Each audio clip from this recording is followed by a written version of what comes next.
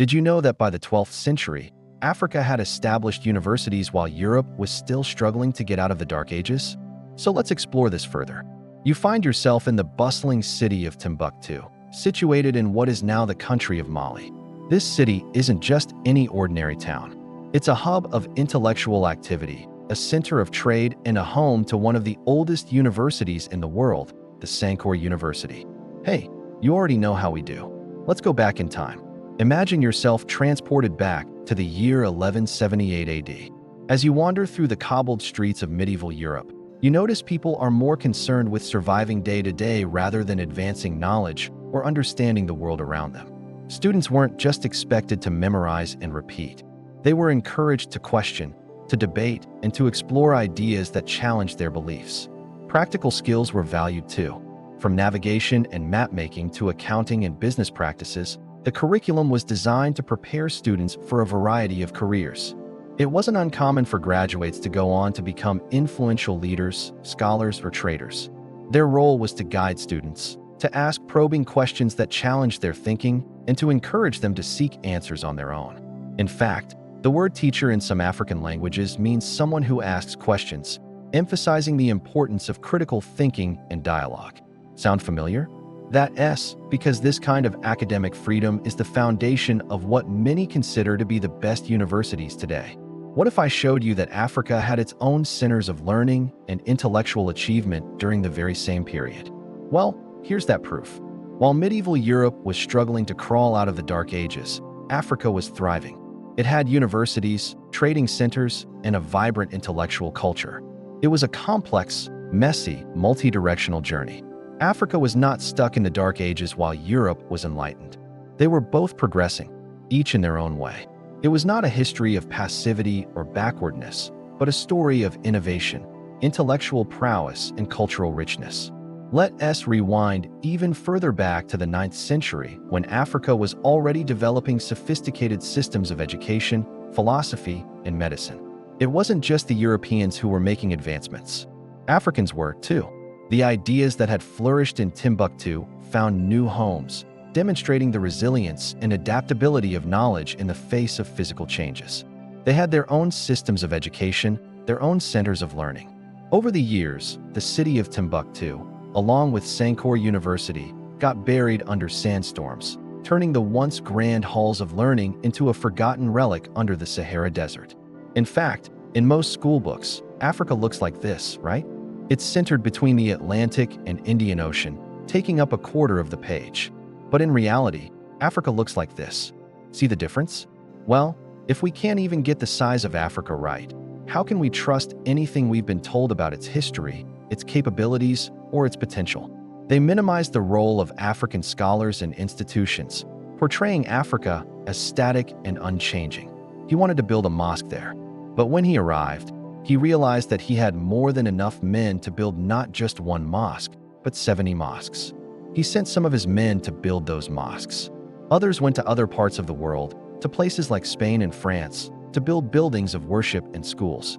If I move Africa to the middle of the world map, how big does it look? An African king who had access to gold and ivory and all the riches of his empire chose instead to build schools and places of worship. These institutions and individuals were not merely participants in the intellectual activities of their time. They were pioneers, innovators, and trailblazers who shaped the course of human history. He could have built palaces for himself, but he chose to invest in knowledge and faith. They remind us that Africa was not a passive recipient of Western influence, but an active contributor to the global exchange of ideas. He was not just a powerful ruler. He was a visionary leader who understood the importance of education and the role it plays in shaping societies. And when you see the world map, remember to zoom out, to see the real size of Africa, a continent that is not just huge in size, but also in its potential and achievements. Also, be sure to subscribe and join us in rewriting the truth, one episode at a time. See you next time. Pretty huge, right? Yet we're told that Africa is a small continent with tiny countries. Why? Well, it's because of a deliberate choice to minimize Africa. You see, if we place Africa in the center and show its real size, it challenges the narrative that Africa is irrelevant, that it doesn't matter. They claim that Africa was stuck in a primitive state, unable to contribute to the world stage, a claim that was simply untrue. Historians have uncovered these ruins, but the story has been lost to time. They did it so that Africa looked like a small, insignificant part of the world map. In fact, the United States is only 3 million square miles, almost exactly the same size as Brazil. But look at how much bigger it looks on our maps. It's 4 times larger than Brazil, when in reality, they're basically the same size. They were not passive recipients of Western knowledge. They were active participants in the global exchange of ideas. Cities like Fez in Morocco, Cairo in Egypt, and Niamey in Mali were becoming centers of Islamic scholarship and trade. It was a beacon of enlightenment in a time when much of the world was shrouded in darkness. The very structure of the university was innovative for its time. When we think of Africa in the context of education, we often think of poverty, of lack of access to basic schooling. We don't often connect Africa with the image of a thriving medieval university. Yet here it was, producing scholars and intellectuals who were shaping the intellectual landscape of their time. Because it challenges the narrative that the West was the cradle of modern education and progress. For centuries, the story goes that the Dark Ages in Europe were followed by a Renaissance, a rebirth of classical learning, which then led to the scientific revolution and the Enlightenment. All this happened in Europe. Africa was left behind as primitive and backward. Both the university and the city of Timbuktu suffered a decline due to various factors, including changing trade routes, internal conflicts, and the spread of Islam elsewhere in Africa. But the story doesn't end there. The idea of a central library with multiple colleges offering different subjects was a new concept. Each had its unique character and strengths, contributing to the broader intellectual landscape of the time. The fact that it was open to people of all backgrounds and beliefs was revolutionary. There were no restrictions based on gender, race, or religion. Anyone who wanted to learn and contribute to the community was welcome. The first universities started popping up around this time, too, like the Al-Qarawiyyin in Fez, founded in 859. This made them some of the earliest institutions of higher learning in the world. Meanwhile, picture Europe in the same year. Life there revolves around religion, superstition, and limited knowledge. They came from North Africa, West Africa, and even as far away as the Middle East and Asia. This university was a melting pot of cultures and ideas, drawing its curriculum from various sources, including ancient Greek philosophy, Islamic theology, and local African traditions. Subjects like mathematics, astronomy, law, and medicine were part of the curriculum. And the library at Sankore was a treasure trove of knowledge, housing thousands of manuscripts on a variety of topics. So how did this happen? Let's start at the beginning. Now, here's where things get interesting. At the peak of the trans-Saharan trade routes, scholars and merchants from all over the known world would meet in places like Timbuktu. And it wasn't just about religious studies. This institution fostered critical thinking and open discussion. And it wasn't just books, but it wasn't just about the curriculum. The professors or teachers were not seen as the ultimate authority. Instead, they were facilitators of learning. The Sankore University didn't exist in isolation. Other institutions like the University of Cairo and the University of Niamey were doing the same.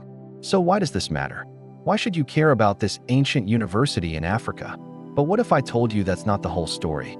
So why is this important? Because it challenges the dominant narrative. It shows that the story of human progress is not a linear one. This narrative shift is crucial because it helps us understand the true nature of history. It wasn't a straight line from darkness to enlightenment. What's more, this shift in narrative challenges the stereotypes that are often associated with Africa. This historical reality calls for a reevaluation of how we view African history and, by extension, African people. Sankore University was not just an institution of learning. It was a testament to the human spirit's desire for knowledge, for understanding the world around us. Sadly, this beacon was eventually extinguished. Scholars from Timbuktu, after the decline of Sankore, moved to cities like Cairo and Conakry. How did these great African universities get buried? Quite literally. Even worse, European historians have tried to rewrite this history. So how did this lie take hold? Well, let me tell you a little secret. The world map used to look completely different. Let me ask you a question. For centuries, European cartographers played a game. They stretched the Americas and shrunk Africa. Why is this important? To put things in perspective, when Mansa Musa, the king of Mali, traveled to Mecca in 1324. He brought with him 60,000 men. Imagine that. The legacy of Sankore University and the contributions of African scholars during the medieval period are a testament to the power of education and the pursuit of knowledge. Their stories challenge stereotypes and highlight the richness and complexity of African history. So the next time you hear someone say Africa was never civilized, remember it was not just Africa that had its share of the Dark Ages. So what do you think? Did you know about Africa's ancient universities? Let us know in the comments below.